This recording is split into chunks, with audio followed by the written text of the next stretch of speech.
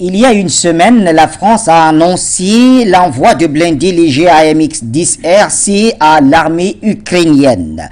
Le geste ravive en Pologne l'envie de transférer ses plus puissants chars allemands Léopard 2 de l'autre côté de la frontière. Option qui relance le débat en Allemagne, réticente, rappelons-le, face au risque d'escalade. Selon le ministère français de la Défense, ces chars, bien qu'anciens, sont encore très performants et mobiles. Ces blindés spécialisés dans les missions de reconnaissance possèdent aussi un puissant canon pouvant détruire une cible à 2 km. La France est ainsi la première nation occidentale à fournir des chars à l'Ukraine depuis le début de l'offensive de Moscou lancée en février 2022. Dans un communiqué de l'Élysée, Emmanuel Macron avait déclaré que l'armée française donnera à Kiev des chars de combat légers AMX-10 RC. Mais question, quelles sont les véritables capacités de l'AMX-10 RC? Constituera-t-il une menace suffisamment inquiétante pour l'armée russe pouvant entraîner des frappes préventives sur le territoire français? En tout cas, de ce transfert de chars français en Ukraine, faut-il craindre l'escalade? Voici autant de questions qui trouveront réponse dans quelques instants.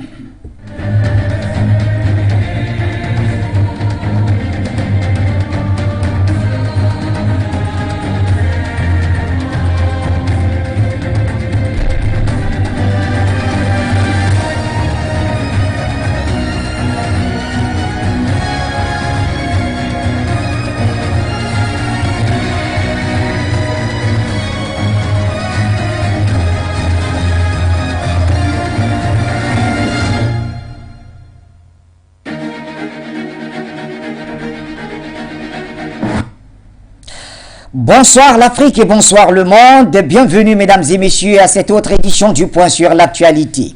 Avec ces belles images que nous offre bien sûr Son Guidiol, nous nous retrouvons pour parler d'un sujet très important. Il s'agit de l'envoi de blindés à l'Ukraine en provenance de la France. En tout cas, certains sites en ont parlé, même si jusqu'ici, d'autres sites un peu plus importants n'évoquent pas cela. On en parle pour s'interroger s'il faille craindre une escalade du côté de Kiev. Eh bien, pour en parler, notre invité, notre consultant permanent est avec nous et notre géopoliticien attitré, Luc Michel. Et sans oublier, vous, téléspectateurs qui nous suivez sur la 96.3 FM en radio et sur satellite Eutelsat pour la télévision et bien sûr cette même radio. Facebook et YouTube accompagnent les internautes comme d'habitude pendant que nombre d'entre vous a téléchargé l'application de Foyo Média Africa sur Play Store et tout cela nous honore. Jonathan Batenguene, bonsoir. Bonsoir Bachir Mohamed Ladan. Excusez. Bonsoir Bachir Mohamed Ladan. Bonsoir à tous les téléspectateurs. Bonsoir à tous les techniciens. Monsieur Signé, Monsieur Son Guidiol, Monsieur Fokoun, Monsieur Fokou, tout le personnel de Forio Média, la direction générale, les autorités du Cameroun particulièrement, les forces de sécurité et de défense, ciment de l'unité et de l'indivisibilité de notre cher et beau pays. Nous demandons toujours la libération inconditionnelle et sans délai de notre sœur Edith Puchéry-Ballet, qui est embastillée par le régime du dictateur despote sanguinaire d'Abidjan, M. Alassane Dramane Ouattara. Nous avons constaté que malgré les mesures d'apaisement prises par les autorités maliennes, du côté ivoirien, on n'en démord pas. Il y a toujours cette frange de radicalistes et de radicalisme du régime du dictateur sanguinaire qui veut maintenir cette forfaiture en l'état.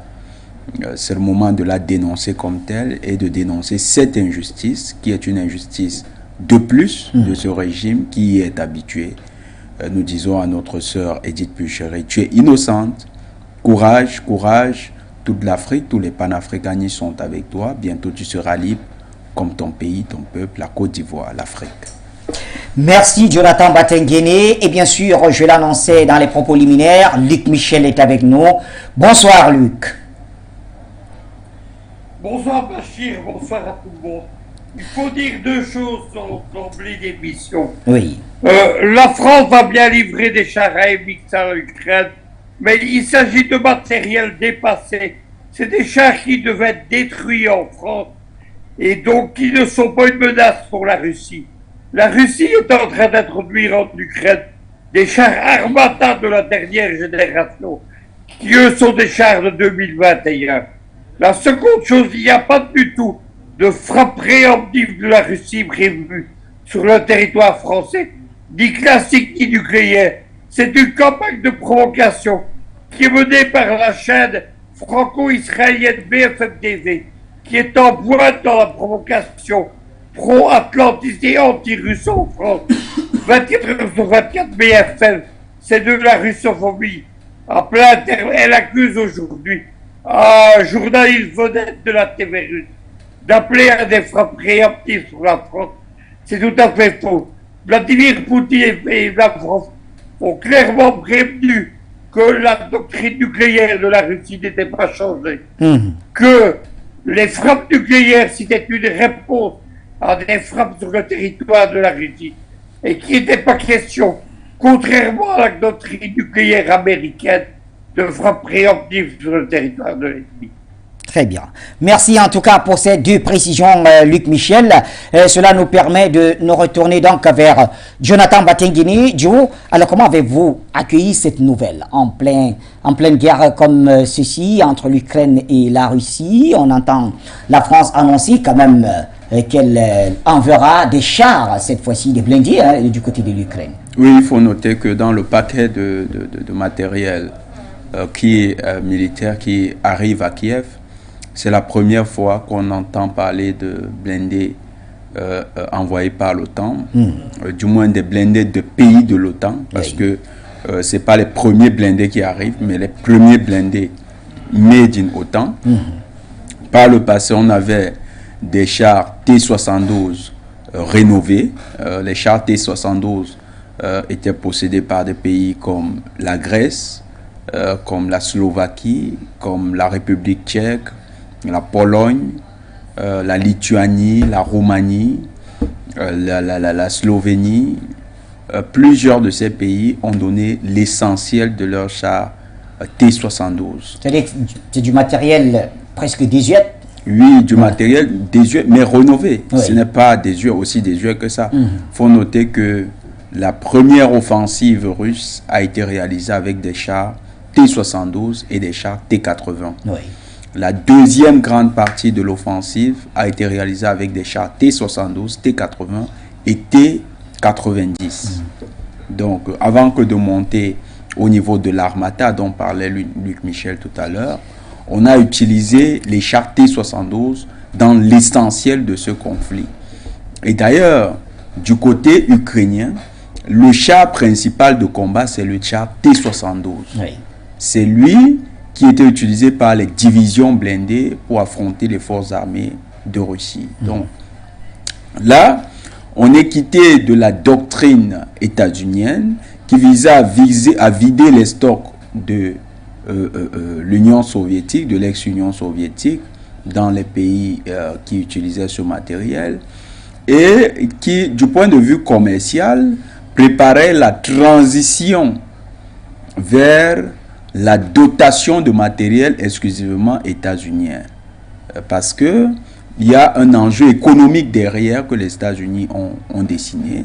C'est que vous videz vos stocks soviétiques et vous achetez des chars états-uniens. Aujourd'hui, vous allez voir que les commandes de chars Abrams vont exploser du côté des pays qui se sont vidés en chars T-72 parce qu'ils auront besoin, bien sûr, de refaire leur stock. Alors, c'est que tout ceci contribue à enrichir les États-Unis, encore une fois. Parce que c'est le lobby de l'armement états-unien qui pense les guerres.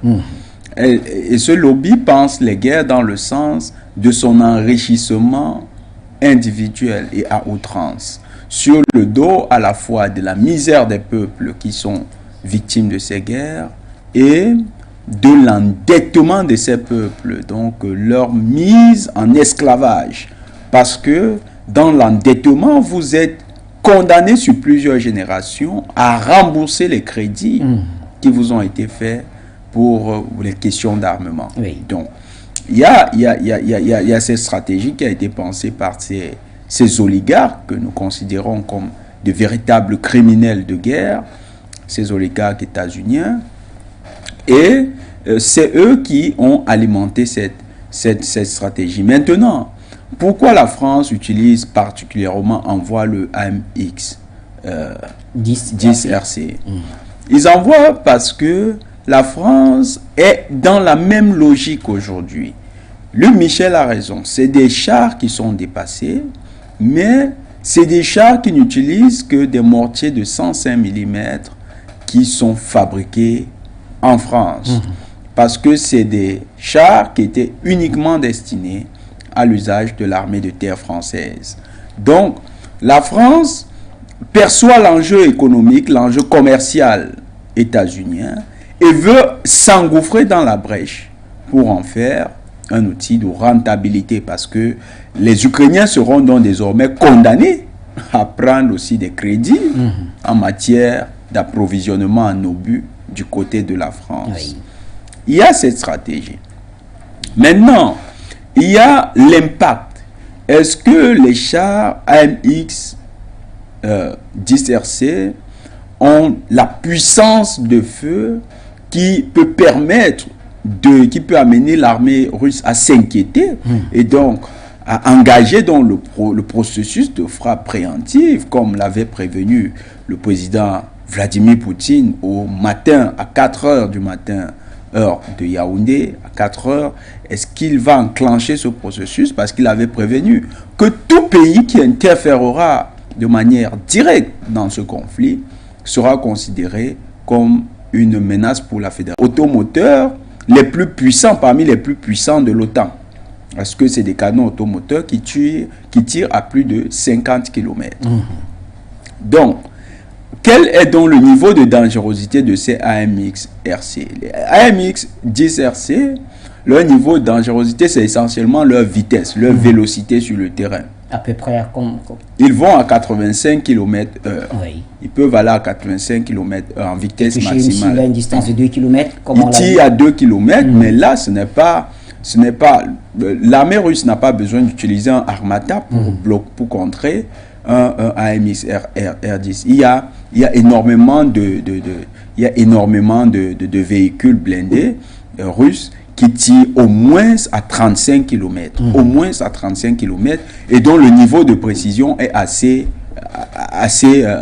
bien éprouvé pour réussir des tirs à cette position-là. Donc, à cette distance-là. Donc, à ce niveau, ce n'est pas les éléments pour contrer ce genre de véhicule qui n'existent pas.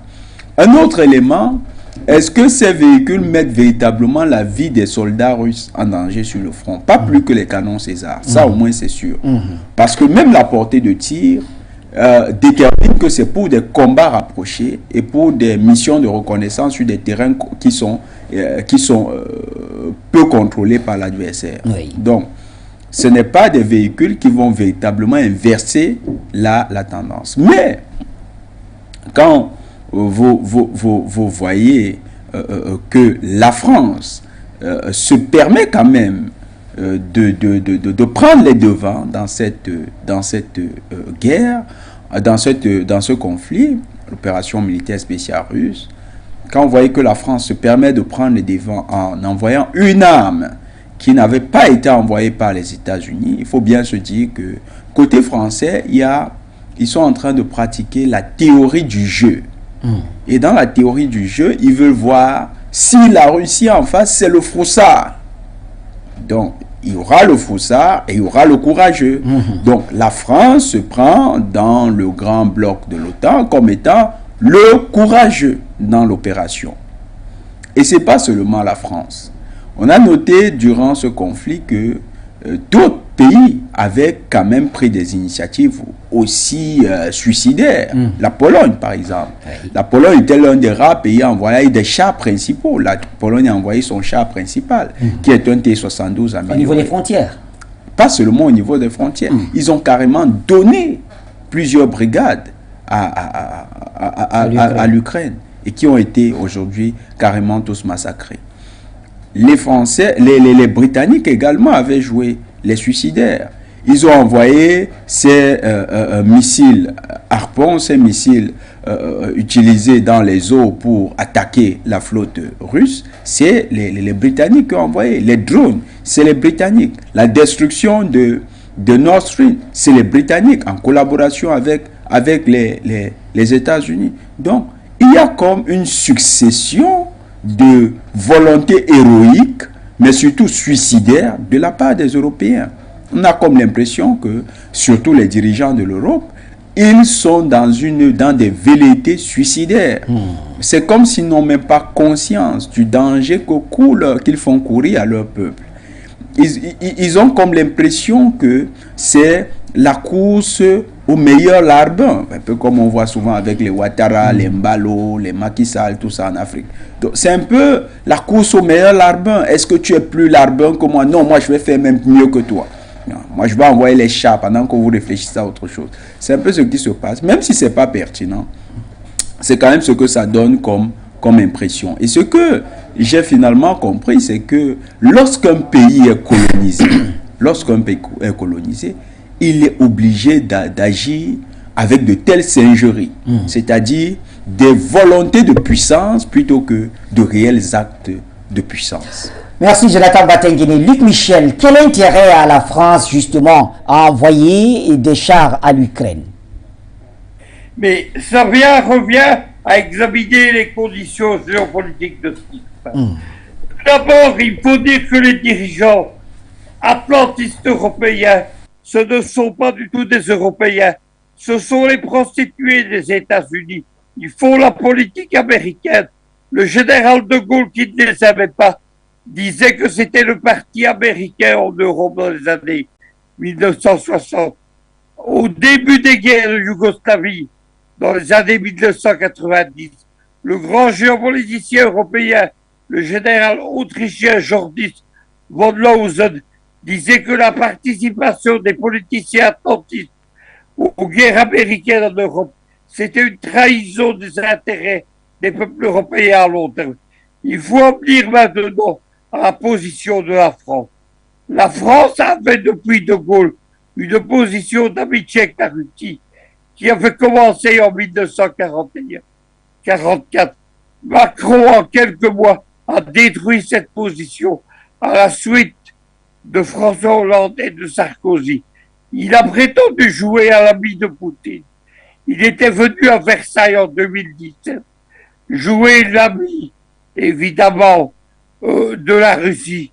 Mais en réalité, il est maintenant considéré à Moscou comme un ennemi de la Russie. Et vous remarquez qu'il n'y a plus de conversation entre lui et Poutine. Le premier jour de l'opération spéciale, lorsque l'OTAN a déclenché des sanctions contre la Russie, le ministre des économies françaises, Le Maire, a dit qu'il voulait détruire l'économie de la Russie. C'était tout dire. La seconde chose qu'il faut dire, évidemment, c'est qu'il y a un plan américain pour expulser la France comme principal allié des États-Unis. Ce plan a commencé en 2006. Il est particulièrement vrai en Afrique. Et dès lors, la France essaye de parasiter la politique américaine, d'apparaître comme le meilleur allié des États-Unis. C'est une posture, évidemment. Voilà ce qu'il faut retirer de cette affaire. Évidemment, tout cela va conduire à une destruction de l'économie française, bien loin de détruire l'économie russe, comme le ministre Le Maire français le disait. Aujourd'hui, l'économie russe se porte bien. Le marché des hydrocarbures est en train de mondialement se rééquilibrer vers la Chine et l'Inde. Mais l'économie française, comme l'économie allemande, elle est en ruine. Il y a des dizaines de milliers de faillites. Il y a une crise de l'économie. On annonce même des pénuries d'électricité en Europe. C'est cela qu'il faut retenir. Le grand perdant de la guerre américaine en Ukraine, ce sont les économies européennes. Si je vous ai très bien compris, les États-Unis, comme vous l'avez dit, essayent d'écarter la France quelque part dans le jeu. Est-ce que la France essaierait dans ce cas de reprendre le contrôle quand même de la chose du côté européen? Écoutez, ces gens, ils font des affaires Donc on va parler de parts de marché. La France essaye de préserver ses parts de marché dans l'OTAN. Elle a été l'année passée humiliée déjà par les États-Unis, qui l'ont évacuée de ce qu'on appelle l'OTAN du Pacifique, le Quad, c'est-à-dire l'alliance avec l'Australie et le Japon. On se souvient, c'est l'affaire des sous-marins français, dont la vente était annulée par l'Australie et qui a acheté des sous-marins américains. Malgré cela, Macron est allé aux États-Unis. Il a laissé les États-Unis essuyer leurs pieds sur la France comme une carte. Et aujourd'hui, la France essaye de préserver ses parts du marché, c'est-à-dire d'apparaître toujours comme le principal allié de la Russie au cœur de l'OTAN. Elle est servie par sa présence évidemment d'armées puissantes et de possession de la bombe nucléaire. La France est simplement en train de détruire ses positions forgées par De Gaulle comme une superpuissance mondiale. Très bien. Jonathan Batenguene, au-delà de chercher à jouer le meilleur larbin, la France chercherait-elle à protéger également ses intérêts économiques à travers cette action vis-à-vis de Kiev? Oui, la France joue aussi une carte personnelle. La France avait beaucoup misé sur cette guerre.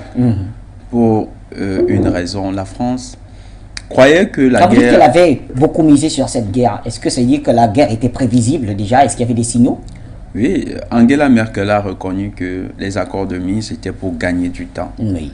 Question de préparer militairement. D'ailleurs, les fortifications qui ont eu lieu dans le Donbass, qui ont eu cours dans le Donbass par les forces armées ukrainiennes, c'était parce qu'elles avaient essuyé le revers de la Crimée.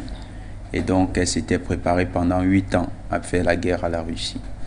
Donc, la France était au courant, vu qu'elle était un des garants des accords de Minsk, qui n'a pas respecté ses engagements internationaux. La France misait là-dessus pour poser la question de l'Afrique.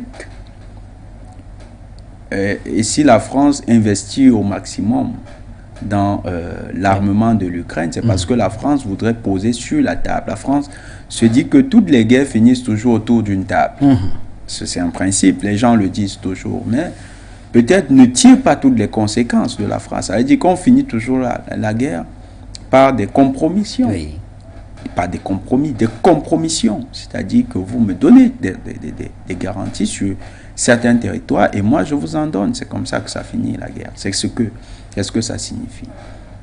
Alors, la France se disait qu'en mettant un paquet dans cette guerre, elle mettrait en difficulté la Russie. Et la seule issue, et c'est d'ailleurs pourquoi l'engagement de Macron était d'un zèle à n'en plus finir, que ce soit comme pseudo-médiateur autoproclamé, parce que n'ayant été désigné par aucune instance internationale, encore moins par aucune partie au conflit, même si l'OTAN est partie au conflit, mais l'OTAN ne l'avait pas mandaté pour aller discuter à son nom. Donc, Macron s'étant désigné autoproclamé médiateur, pour lui c'était un moyen de monter les enchères et d'en profiter pour rencontrer Poutine et se dire si Poutine est un combinard, eh bien nous aurons nos petites combines, nos arrangements là-bas sur l'Afrique. On discutera des territoires africains. Et si nous voulons comprendre pourquoi ces arrangements, lisons la presse française, lisons les médias mensonges du Quai d'Orsay. Je prends le premier cas, Vieille Afrique. Vieille Afrique publie que Wagner au Burkina, exploite les mines, la principale mine d'or. C'est qui a mené l'enquête? Il n'y a pas de signature. L'article qui est rédigé est un tas d'informations sans source, sans vérification, et qui a été rédigé simplement comme un texte commandé. qui vise à donner à l'opinion internationale l'impression que les forces russes, dans leur partenariat avec les forces africaines, ne visent que les matières premières. Prenons au niveau du Centrafrique. Au niveau du Centrafrique, ils disent que Wagner se rémunère en exploitant les minerais. Le diamant. En tout cas, ils s'auto-payent. Hein. Ils s'auto-rémunèrent. Ouais. Au Mali, ils disent que le Wagner, un soldat Wagner, coûte 10 000 euros par jour. Mais soyons sérieux. 10 000 euros par jour, un Wagner, s'il n'y en a que 1000. Ça veut dire que le Mali utilise tous les jours 1 million d'euros, dont en un an va dépenser 365 millions d'euros, dont plus de 200 milliards de francs CFA. Et pour donner de la crédibilité à leur narratif mensonger, ils disent qu'en fait, ces rémunérations, ça leur est versé à partir du commerce de l'or. Oui. Prenons maintenant ce fameux commerce de l'or. Depuis que la Russie travaille avec le Mali, la RCA et d'autres pays africains, est-ce que les réserves de Russie se sont accrues de manière déraisonnable, indépendamment du commerce international, du commerce extérieur de la Russie? Je ne pense pas. Si ça avait été le cas, ce serait depuis longtemps dénoncé par les instances accréditées. Oui. Seulement, ça n'a pas été constaté. C'est l'or, c'est le diamant du Centrafrique, c'est les minerais de Centrafrique, c'est l'or du Burkina Faso, chose qu'on ne savait pas avant. On ne savait pas que vous pouvez vous rémunérer votre armée avec de l'or que vous exploitez. Donc c'est ce qu'ils faisaient carrément, parce que vous ne pouvez que dire ce dont vous avez la maîtrise. Et c'est ce que la jeune Française voulait faire. Ces arrangements. C'est d'ailleurs pourquoi Macron était très zélé dans ce qu'il appelait sa volonté de trouver un compromis, qui n'était pas une véritable volonté de trouver un compromis. Un compromis dans une guerre dont la France n'a aucune maîtrise, parce que la France ne peut qu'être une participante passive. Elle prétend être active, elle n'est que passive. Dans ce conflit, le principal protagoniste, c'est les États-Unis. Les États-Unis qui entraînent tout le bloc de l'OTAN. Si les États-Unis disent demain qu'ils ont un cessez-le-feu avec la Russie, tout le monde va se taire. Même les Anglais qui se prennent pour les meilleurs adversaires des Russes vont se taire. Si les États-Unis disent que désormais, tous ceux qui ont donné les armes récupèrent leurs armes à l'Ukraine, tout le monde ira récupérer ses armes, y compris la France. Donc, la France n'a pas la possibilité de vraiment influencer la position de l'OTAN. Même si elle est membre majeur de l'OTAN. La France n'a pas la possibilité d'influencer. Et donc, à ce titre, même en s'autoproclamant médiateur, la France ne pouvait pas parvenir à un véritable compromis entre les deux pays. Et d'autant plus que la politique étrangère, qui était celle de l'Ukraine, était directement impulsée par Washington. Donc, vous comprenez que Macron voulait utiliser cette position pour négocier sur l'Afrique. Et comme il est habitué, comme la France, la jeune Française est habituée à des entourloupes, c'était pour elle le moment de se positionner. Souvenons-nous, pour ceux qui ont peut-être la mémoire courte, souvenons-nous, Saddam Hussein, 1989. Saddam Hussein est face à il fait face à la montée grandissante d'un sentiment, d'une perception suivant laquelle il est un dictateur, un horrible dictateur qui gaze les populations kurdes. Eh bien, Saddam Hussein, pendant cette période, est quand même le premier fournisseur de pétrole à la France.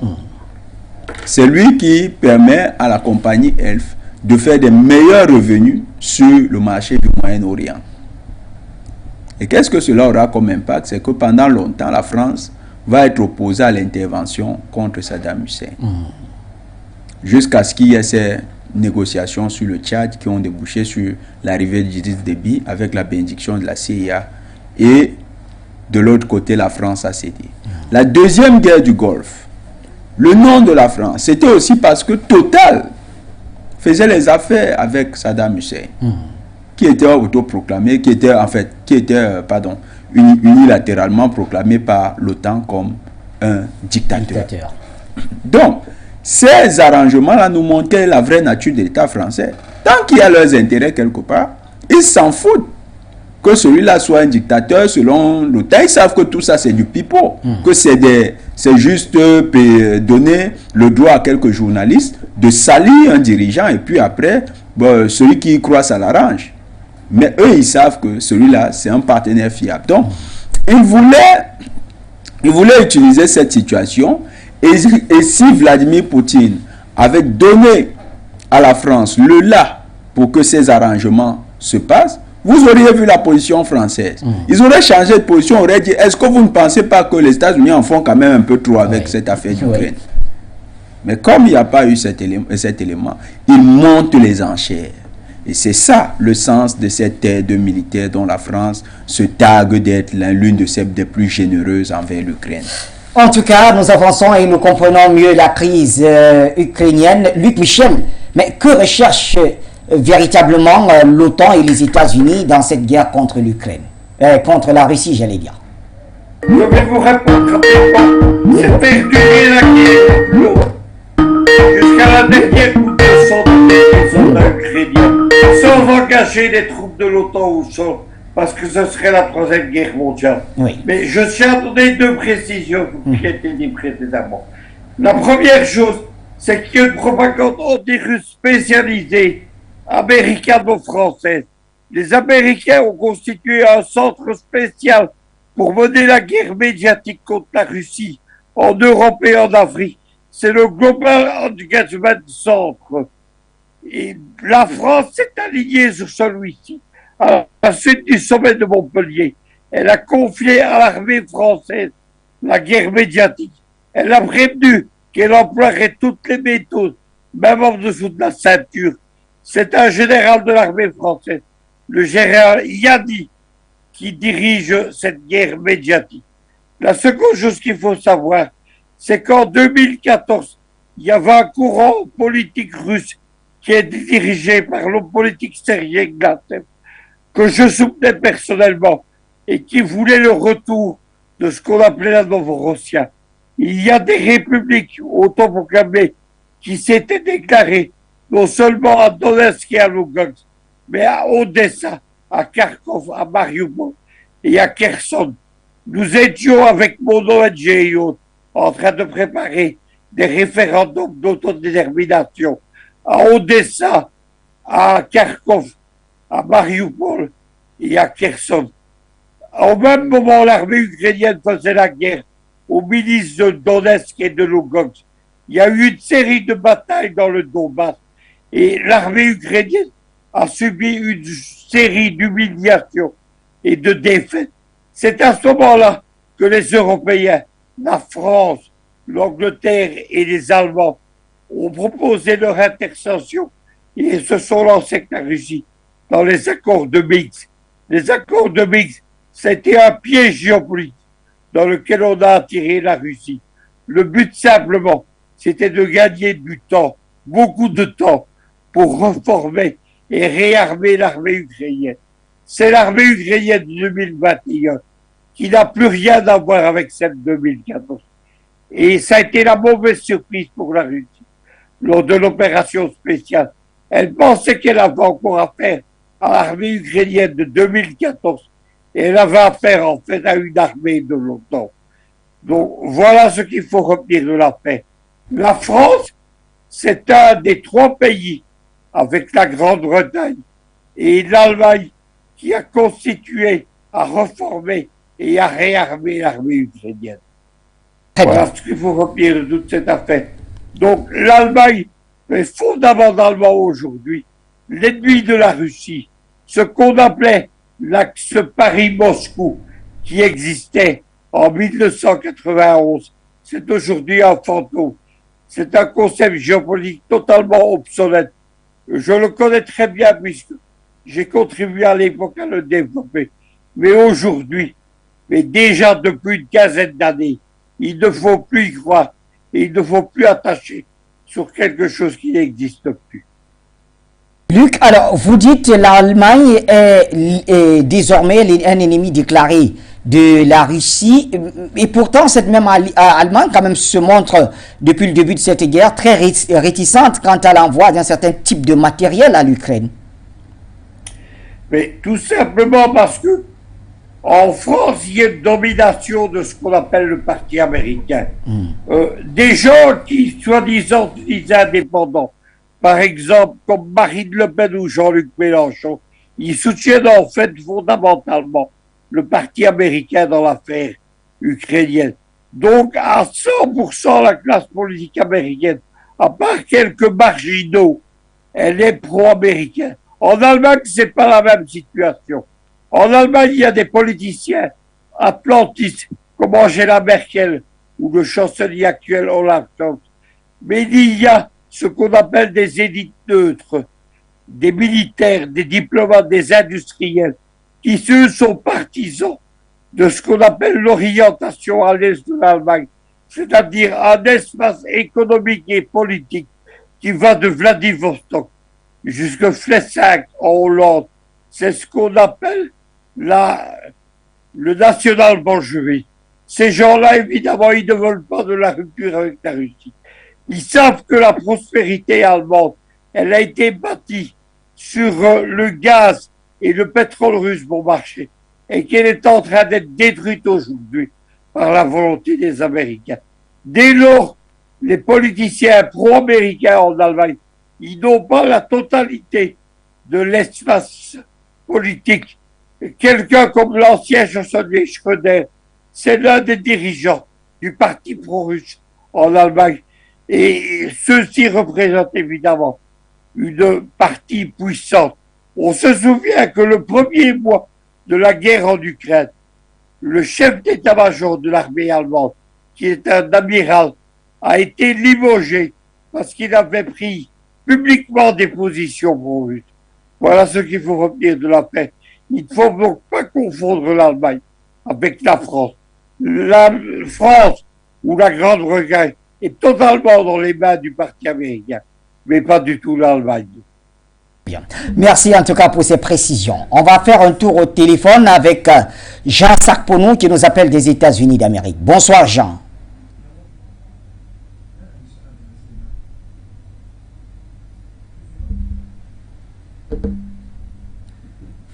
Jean Sarponou, vous me recevez? Qui écoute For You Media. Bachir, merci beaucoup. D'entrée de jeu, je veux d'abord faire un coup de gueule envers Kagame qui a signé Chola, qui a signé un papier, je ne sais pas quoi, en refusant un papier refusant les réfugiés venant de la RDC sur son territoire. Nous voulons faire savoir à Kagame que le territoire rwandais n'appartient pas à Kagame, ça appartient à l'Afrique. Et dans le même temps, il a signé un traité avec la Grande-Bretagne pour pouvoir recevoir les réfugiés des autres terres. C'est immoral et ce n'est pas logique. Sur ce, Kagame doit se ressaisir. Quel que soit ce qu'il fait, quel que soit ce qu'il y a, il doit se ressaisir devant cette affaire. Bon, sur le sujet, oui, justement, l'orgueil est la cause de toutes les ruines de l'humanité dans tous les temps. La France est un pays orgueilleux, la France est un pays vantard, arrogant, depuis la nuit des temps. C'est pour cela que quand ils ont pris certains pays africains, ils les traitent comme ça. Et nous savons ce que nous disons. Ce n'est pas des gens qui sont... Non, ce n'est pas des gens avec qui il faut coopérer même. Et ce qu'il faut, il va falloir que la France disparaisse. Je m'excuse, ça va paraître ridicule. Mais non, justement, et c'est ça, elle est sur le chemin. Comme l'Ukraine est un grand marché pour eux tous, elle se vante pour dire oui, je vais envoyer ce méchant, pourquoi on appelle mon nom que moi si j'ai participé. Qu'est-ce que la France vaut devant la Russie? Et pourtant, elle bombe les tosses. Non, c'est ça. C'est à la Russie de répondre à la France, sincèrement. Comme le sujet est là, on va en parler, c'est pour cela. Sinon, ce qui concerne l'Afrique, nous disons aux Africains d'être sur le point, de s'armer du courage pour chasser la France totalement de l'Afrique. Et ça doit venir, Bachir. Vous savez pourquoi? La France a trop fait du mal à l'Afrique. Et juste là, elle ne reconnaît pas même un iota pour dire mais ce que je fais, ce n'est pas bon, il faudrait que je me réussisse. Non! Et jusqu'aux petits enfants qui continuent toujours de voir l'Afrique comme, c'est pas, comme poubelle. C'est mauvais. Bachir, c'est mauvais. En France, aujourd'hui, on a appris comment, ils veulent encore ranimer cette histoire de ségrégation où les blancs sont à part et soi-disant, je ne sais pas en quoi ils sont blancs et ils sont à part. Voyez, Bachir, voyez ce que la France est. Ce pays-là est appelé à disparaître parce que la terre a besoin de la paix. Et pour que la paix règne, il va falloir que ce pays-là disparaisse. Je le dis souvent, c'est dans l'enceinte de l'ambassade des États-Unis au Togo que le premier président démocratiquement élu au Togo en 1963 a été assassiné par le français Georges Métrier. Oui, ils étaient en accord avec les Américains. Donc, pour dire que, sincèrement, ils jouent le jeu entre eux-mêmes, mais c'est nous qui sommes les cobayes. Mais pourquoi nous allons avoir des relations intimes avec ces gens-là? À quoi ça va nous amener, Bachir? Donc, ce qui se passe, c'est qu'ils ne veulent pas la paix. Si la France envoie les chars, est-ce que la France veut la paix en Ukraine? Mais c'est ce qui va détruire leur existence. Et je suis certain que ça va venir. Parce que la terre a besoin de la paix pour régénérer, pour se renouveler. Il va falloir que ces méchants-là diminuent un peu. Arrête là. Nous sommes en guerre, que Dieu bénisse. Merci à vous, Jean Sakpono, pour la contribution depuis les États-Unis d'Amérique. Notre appelant, c'est bien sûr Gallo Célie. Gallo Célie, bonsoir. Oui, bonsoir, monsieur Ladan. Bonsoir à tous les téléspectateurs de For You. Bonsoir. Bonsoir à vos invités. Monsieur Ladan, il faut rappeler très rapidement ce que c'est que la guerre en Ukraine. Oui. Je l'ai toujours dit, la Russie et l'Ukraine, c'est quasiment le peuple. Donc, cette guerre a été créée essentiellement pour une sorte d'expansion ou d'influence, c'est-à-dire avoir des voisins en rage. La finalité, tout le monde sait que l'Ukraine ne peut pas vaincre la Russie. Donc c'est très clair. Et tous les États occidentaux sont aussi conscients d'une chose. Le jour où une de leurs missiles, ou bien une des armes qu'ils vont donner à l'Ukraine, va atterrir à Moscou, toutes les capitales de ces pays-là, y compris Washington, sera bombardée dans la minute qui suit. Donc, voilà clairement la guerre entre la Russie et l'Ukraine. Donc, c'est pour ça que la plupart des pays se cantonnent à envoyer quelques armes pour gonfler un peu la poitrine des Ukrainiens, aller se faire tuer. Parmi lesquels ces chars. Mais maintenant, allons plus loin. Il faut savoir que l'Empire français, ça veut dire que la France est une puissance, elle regarde très loin. Elle a décidé de se maintenir dans ses colonies comme maître d'esclaves. Et pour le faire, elle a besoin des armes. Mais comme elle veut évoluer toujours comme d'habitude avec une double face. C'est-à-dire il y a une face officielle et puis il y a une face cachée.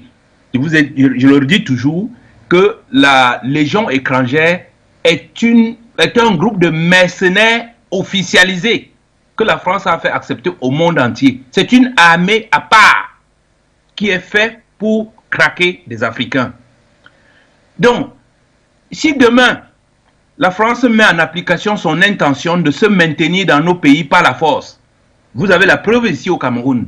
Nous avons un ambassadeur, général de corps d'armes. Quand on dit général de corps d'armes, ce n'est pas un simple général comme nos généraux qui sont ici, qui boivent les bières dans les gargotes et tout. Non, on vous dit, c'est quelqu'un qui commande d'autres généraux, qui commande plusieurs régiments. Donc c'est un homme de guerre, c'est-à-dire qu'il a la même il est au, comment dire, au même niveau que le maréchal Leclerc, qui était venu demander de l'aide au Cameroun pour aller se défendre face aux Allemands. Donc quand la France plante un général comme ça en pleine Afrique centrale, ce n'est pas pour du jeu, c'est pour faire de la guerre. Et pour faire cette guerre-là, la France a une stratégie. Elle se cache maintenant derrière la transmission des armes. Si elle envoie les armes officiellement, ce sera tracé, elle ne va pas discuter. À chaque fois qu'il y aura un attentat, on va dire c'est vous, on a retrouvé vos armes. Mais maintenant, ces envois des armes en Ukraine est un système pour maintenant, comment on dit ça, troubler la traçabilité. Donc demain, toute arme française qu'on trouvera quelque part va dire non, ça ne vient pas de nous, ça vient de l'Ukraine. Peut-être c'est les armes que nous avions envoyées en Ukraine. Donc, ce que fait la France en ce moment, elle sait que ces armes ne peuvent pas aider la Russie.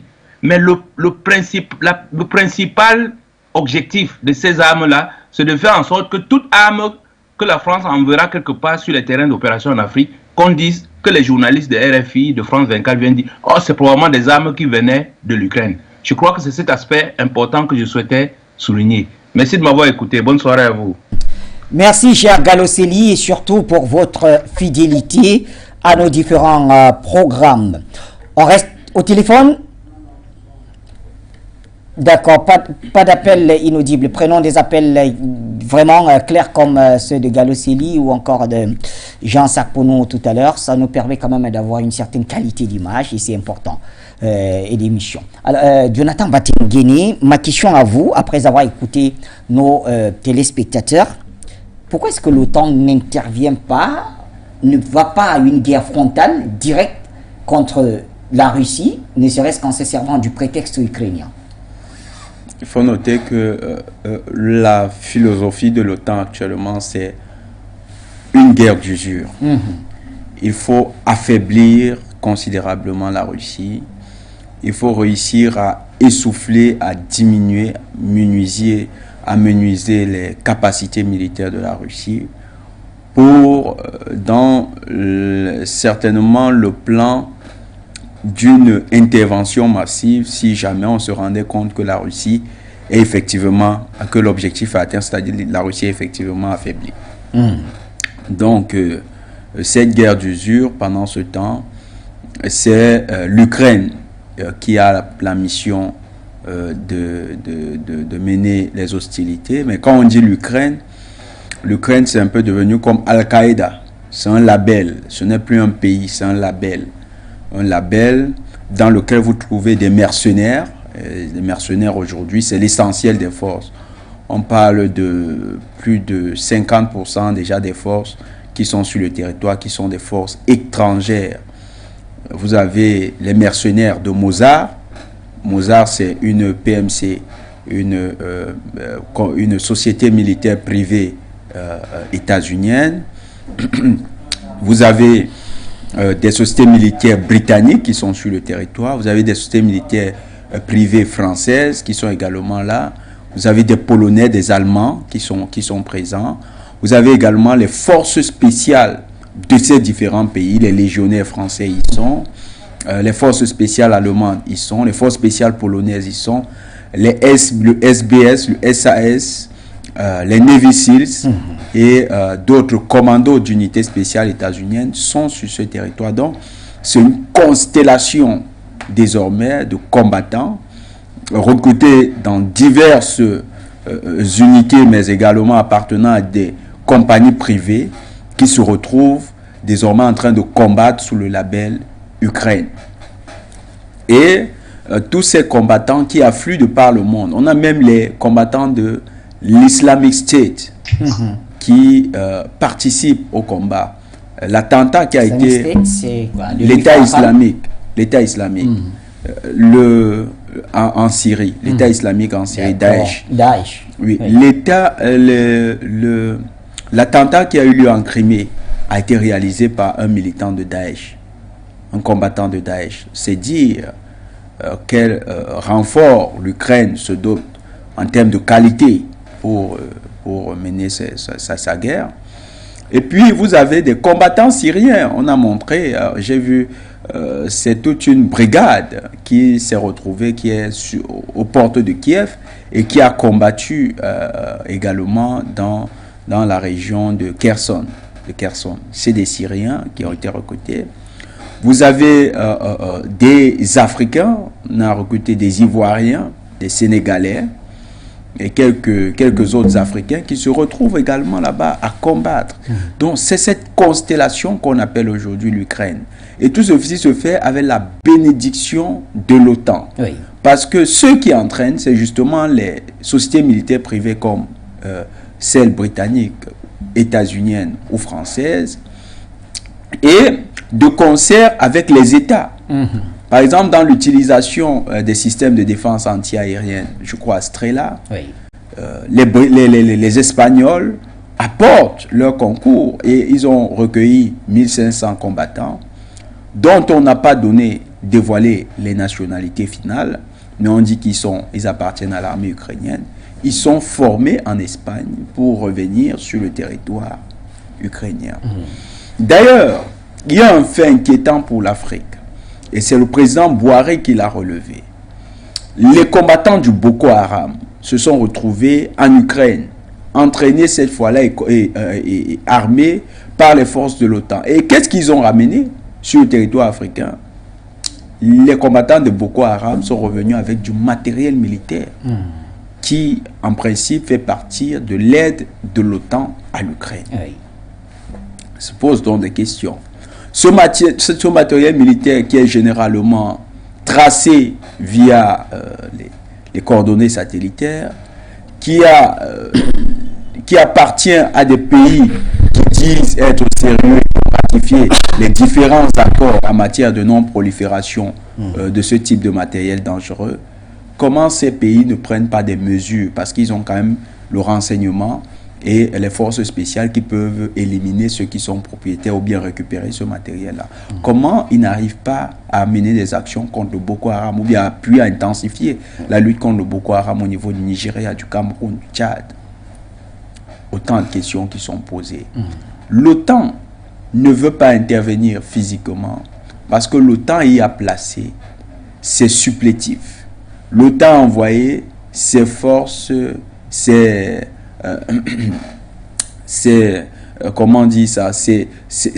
éclaireurs. Et ces éclaireurs sont en train de faire le travail. Vous avez l'image, par exemple, avec la prise de Soledar. Vous avez l'image d'un soldat, un vétéran états-unien qui est en larmes. J'ai vu l'image sur une chaîne Telegram, la chaîne de Slaviangrad. Et vous avez ce soldat états-unien qui est en larmes et dit qu'il a perdu ses collègues dans la prise de Soledar par les Russes.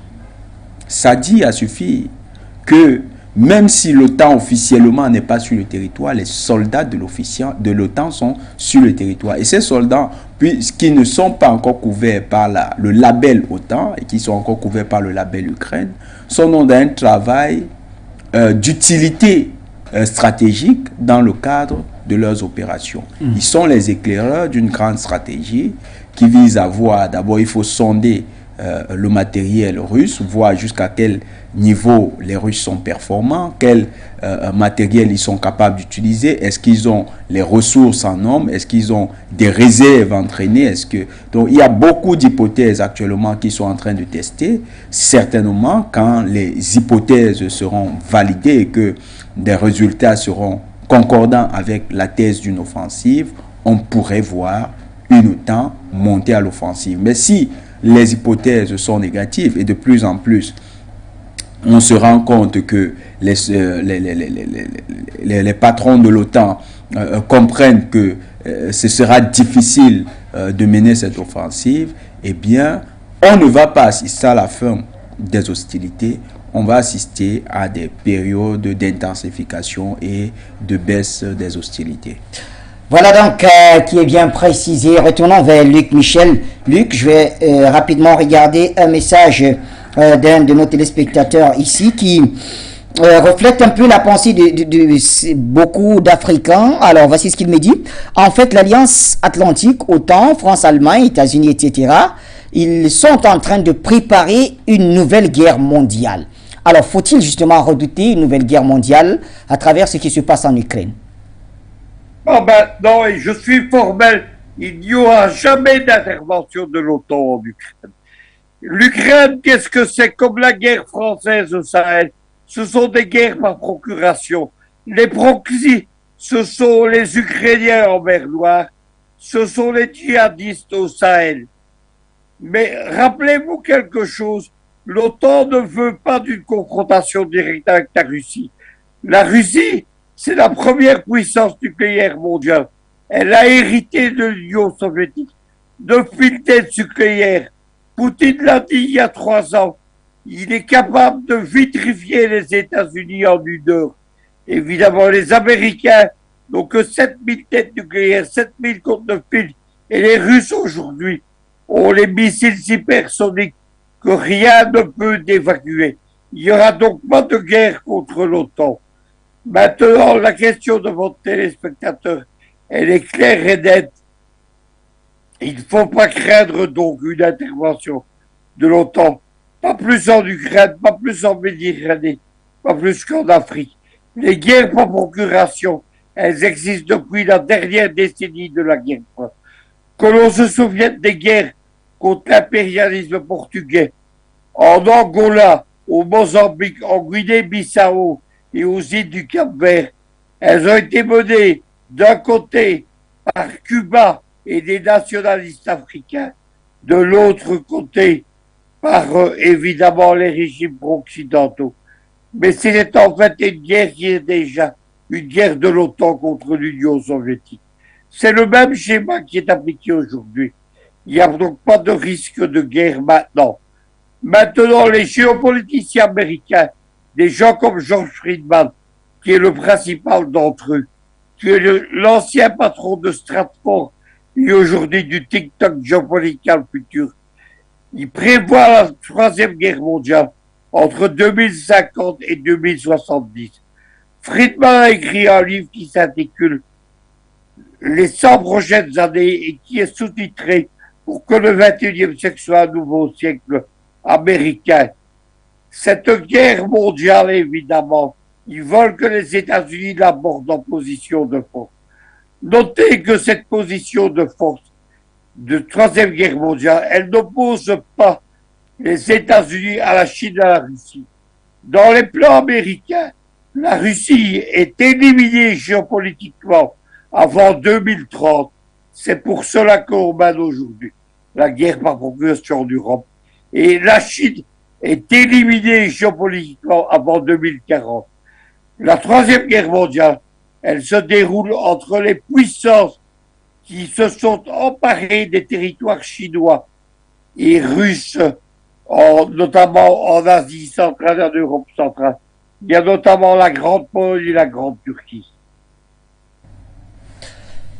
Merci à vous, cher Luc Michel. Jonathan Batenguene, peut-être ce sera la dernière question. Alors, si en ce qui concerne une guerre généralisée, la guerre mondiale, les prévisions sont quand même assez plus ou moins lointaines, est-ce que aujourd'hui, avec l'acte de la France de procurer du matériel tel que les blindés que nous avons aujourd'hui à MR10, est-ce que nous nous dirigeons vers une escalade, ne serait-ce que du côté européen, entre l'Europe et la Russie? On assiste par contre à un changement de stratégie du bloc de l'OTAN. C'est-à-dire qu'ils vont intégrer de plus en plus de matériel lourd. Jens Stoltenberg, il y a quelques jours, a déclaré qu'ils devaient réobserver leur stratégie sur l'Ukraine. Et dans le cas d'espèce, il faisait allusion à la possibilité de livrer des chars Abrams de l'armée états-unienne aux Ukrainiens. C'est une hypothèse qui a déjà été émise à un très haut niveau des États-Unis. Le secrétariat à la défense à discuter de ces questions et c'est une question qui est sur la table du président des États-Unis pour l'aide à l'Ukraine. L'entrée des chars Abrams, c'est quoi? Le char Abrams, c'est le char principal des États-Unis. Avec les chars Abrams, ça change toute la donne. Ça veut dire que les États-Unis envoient désormais leur char principal en première ligne. Et les chars Abrams, avec les HIMARS, c'est carrément déjà l'ossature de l'arme blindée états-unienne, c'est-à-dire la reine des armes, comme les militaires le disent, la reine des armes, c'est-à-dire les forces terrestres états-uniennes. Et si les États-Unis perdent des chars Abrams, comme ils ont perdu les HIMARS, comme ils ont perdu les Hawkfire, ils seront obligés de modifier les éléments. Vous avez vu que dans les nouveaux paquets, ils parlent déjà des patriotes. C'est leur système de défense antiaérien, l'un des plus avancés. Oui. Donc, s'ils émettent déjà l'hypothèse des patriotes, ça veut dire que les États-Unis ne sont plus dans une vision minimaliste de l'aide à l'Ukraine. Et la France, qui propose les AMX 10 RC, pourrait passer à d'autres chars. Et pourquoi pas, s'ils ont envoyé le César en catimini, même si c'était 6 Césars, pourquoi pas on pourra assister à un transfert de chars Leclerc, qui sont les chars les plus puissants de l'armée française. Donc, dans cette hypothèse, si les chars Léopard, si les Polonais sont en train de parler du char Léopard, qui est le char le plus puissant de l'armée allemande, les Français pourraient commencer à parler du Leclerc, puisque les États-Unis ont parlé du Abrams. Et comme ça, de fil en aiguille, chacune des armées de l'OTAN enverra alors son char principal pour affronter, parce que c'est aussi un moment de test, comme nous étions en train de dire. Ils sont en train de tester la Russie, de voir quelles sont ses réelles capacités, de voir quelle sera la réaction, par exemple, du Armata, qui est considéré comme le char le plus dangereux, le plus performant au monde à l'heure actuelle. Mais ça, c'est de manière théorique.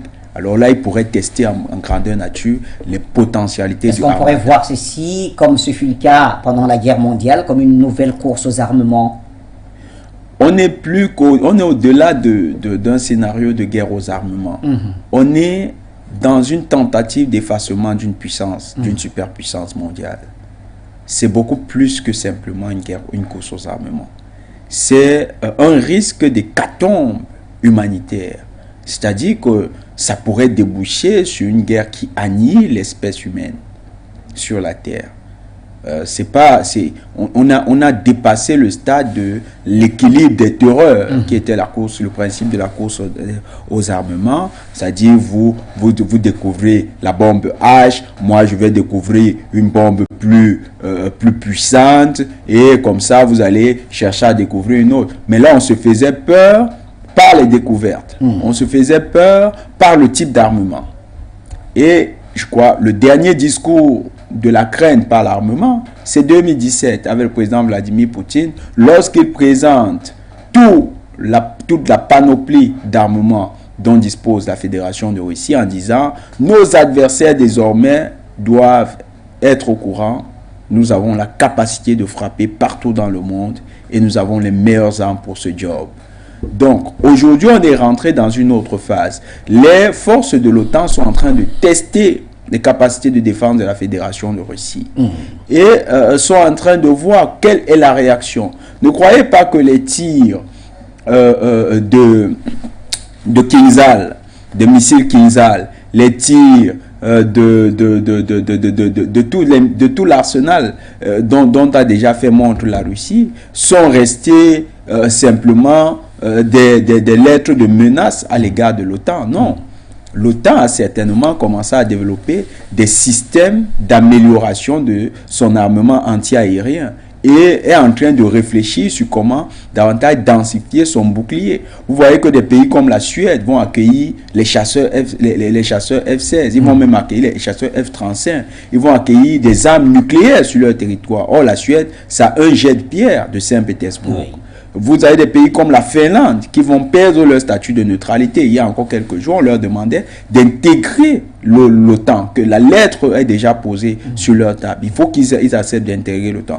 Donc, maintenant, l'OTAN sera aux portes, non seulement de Saint-Pétersbourg, mais également de de Moscou. Parce que à partir de ces deux pays-là, vous pouvez facilement frapper les grandes villes russes.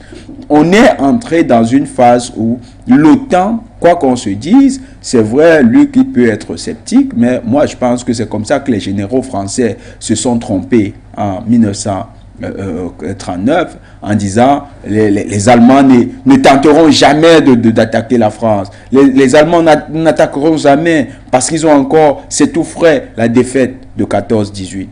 Non, il ne faut pas voir ça comme ça. Les missiles stratégiques états-uniens qui vont entrer en Suède, qui vont entrer en Finlande, le bouclier antimissile états-unien, qui n'est pas un bouclier antimissile, c'est le positionnement des missiles stratégiques états-uniens sur le territoire de la Suède et de la Finlande. La menace est beaucoup plus proche des portes de la Russie. C'est aussi clair maintenant que d'avoir l'Ukraine armée par l'OTAN. C'est ce que l'OTAN voulait. Et l'OTAN est certainement parvenu par d'autres moyens à ses fins. Merci Jonathan Batenguene. J'aurais bien voulu retourner vers Luc Michel en 30 secondes. Luc, un dernier mot, j'imagine. Ben, écoutez, les militaires sont des gens dangereux. Il y a un film américain célèbre qui s'appelle Le Docteur Follabou, qui monte un savant nazi récupéré par les Américains et qui provoque une troisième guerre mondiale atomique. Donc, je partage les inquiétudes de Jonathan sur les généraux, mais la volonté de l'OTAN, c'est d'éviter la confrontation directe. Il y a déjà des gens qui sont en train de se manifester, comme Henry Kissinger, etc., qui aux États-Unis sont très inquiets des généraux fous de l'OTAN. Heureusement, il y a des garde-fous. Il faut espérer que ceux-ci seront efficaces. Michel et Jonathan Batenguene pour toutes ces informations que nous avons recueillies sur le transfert de chars français en Ukraine. Et on s'est interrogé s'il fallait craindre une escalade. Et bien, finalement, on en arrive à la conclusion selon laquelle beaucoup de méfiance, beaucoup de réticence, quel que soit l'appui apporté à l'Ukraine, les pays membres de l'OTAN et les États-Unis sont donc assez méfiants, redoutent la capacité militaire de la Russie. Merci à vous et à tous ceux qui nous ont appelés. Un grand merci à Abou d'Angleterre qui a essayé de nous joindre tout à l'heure, mais la liaison n'a pas pu être établie. On se retrouvera donc dans les prochaines éditions. D'ici là, portez-vous bien et restez fidèles au programme de For You Media Africa.